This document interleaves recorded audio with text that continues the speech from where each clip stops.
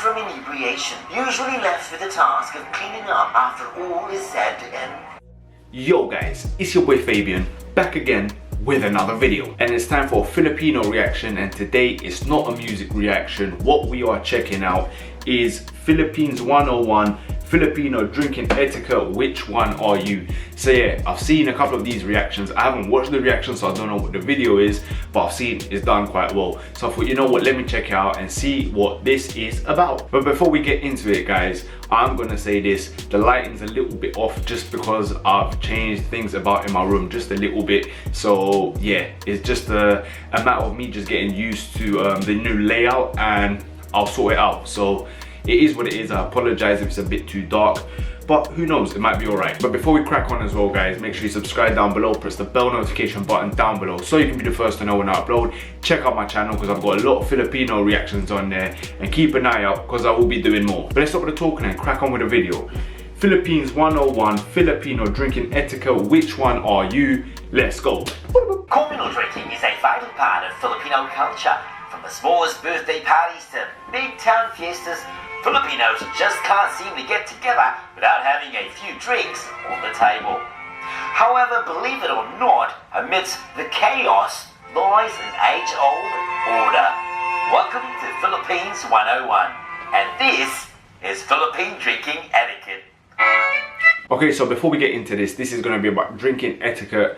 Listen, everyone likes it, or not everyone, but a lot of people like a little drink, do you know what I mean? So where I'm from, yeah, a lot of drink gets consumed back home, do you know what I mean? So yeah, this is fair enough. Following the opening of the bottle, the tangero, also called the gunner, and one of the distinctive characters of the drinking culture in the Philippines, assumes an important role. Now, prior to the commencement of the festivities, a small portion of the intoxicating liquid is poured into the cap, then subsequently emptied onto the ground. This ceremonial offering to the spirits is considered essential for a safe and devil-free session. Okay, so that's fair enough. So the main guy, what was it called? The gunner, I think it was, opens the tap, pours a little bit in, over, onto the floor, keeps spirits away. Fair enough. The tangero pours the drink every time, measuring the liquor by eye. The participants are not given individual glasses. This is in accordance with the tradition of bagay, which means a show of trust, camaraderie, and in these days, a united willingness to enter in a covert Russian roulette, as drinkers share a common glass, passed in a round-robin sequence. It is frowned upon. Okay, so let me get this straight. Everyone who's partaking in a drinking session doesn't have their own glass. They only have one glass and they're all sharing it. Interesting. To take a pass. But when a drinker is excessively intoxicated, a substitute from within the group must consume the shot in the drinker's place without affecting his or her own turn to maintain a sequence. It is customary, post-consumption, to return the shot glass to the center of the table or hand it directly to the tangero to be refilled for the next drinker. The composition of every drinking session varies. However, it is important to familiarize oneself with these characters as to be aware of their characteristics. Maybe he says it later on, so we will see. But what's interesting to know is what happens if you don't follow these rules. So let's say you've had quite a few drinks, and now obviously the rule is you've got to place it in the center or hand it back to the main guy. What happens if you don't? What happens if you don't? Like, let me know in the comments below. Maybe he says it later on in the video, I don't know. The Drunken Master, a legend gifted with immunity from inebriation, usually left with the task of cleaning up after all is said and done. The Walking Dead. This creature's will to stay conscious despite consuming overwhelming amount of alcohol is commendable and allows it to continuously engage with the group, albeit from a half-dead state. The escape artist, capable of sudden disappearances, leaves unnoticed, bringing with it its share of the bill. The werewolf. The usual catalyst of trouble, it turns aggro and overconfident with every shot. The concert queen or king. A frustrated vocalist, this creature bogarts the karaoke machine. Okay, so maybe I'm getting the wrong end of the stick with this one. Initially, it started off as these are rules in place when you're drinking in like in the Philippines, let's say.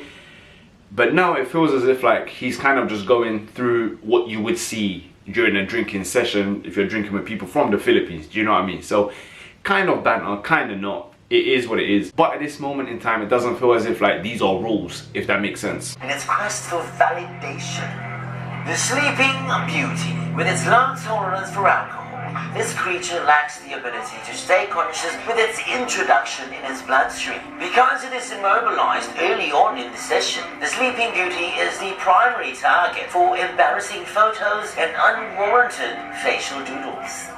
The runner, the one tasked with the acquisition and logistics of essential supplies to perpetuate the drinking session, such as ice and booze. Okay, so I'm assuming we're supposed to pick one, like, because obviously in brackets it says which one are you. I would probably say that so far, I'm not the one who's gonna like just run around getting everyone's drinks. I'm not someone who's gonna, I'm pretty sure one of them was runs away from paying the tab or something like that. I'm not that guy either. I'm not the one who's gonna fall asleep.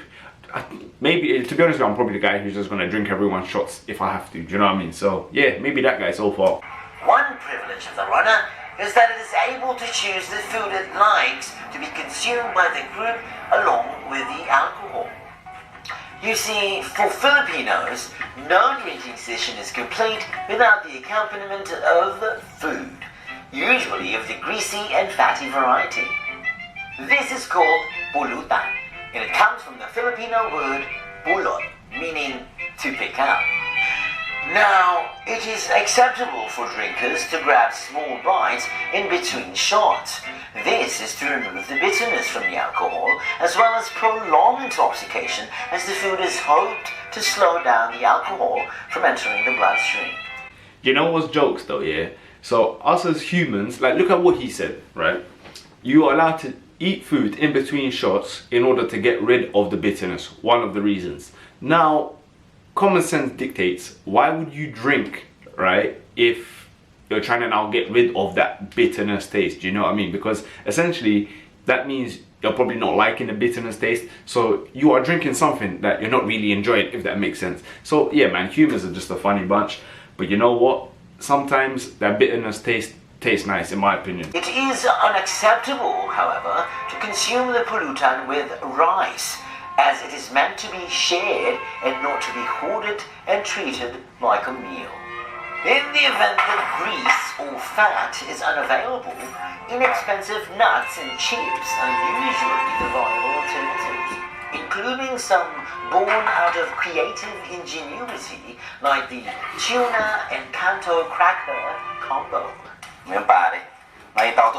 It does feel, yeah, it feels like we're back to the rules, by the way, but it does feel as if like there's a bit too many rules, and the more you drink, like surely some of these rules go out the window. I don't know, do you know what I mean? Let me know in the comments below, is it like this everywhere you go in the Philippines if you're drinking, and are these rules actually a legit thing?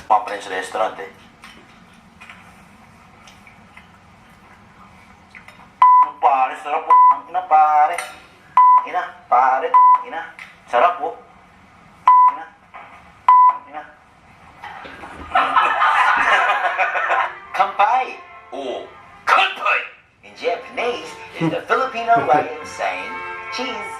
The clinking of glasses and the partaking of a shared beverage containing every participant's DNA is meant to honor old friendships, celebrate new ones, and in certain situations, possibly avert oneself from being violated with a sharp piece of metal designed to break up ice.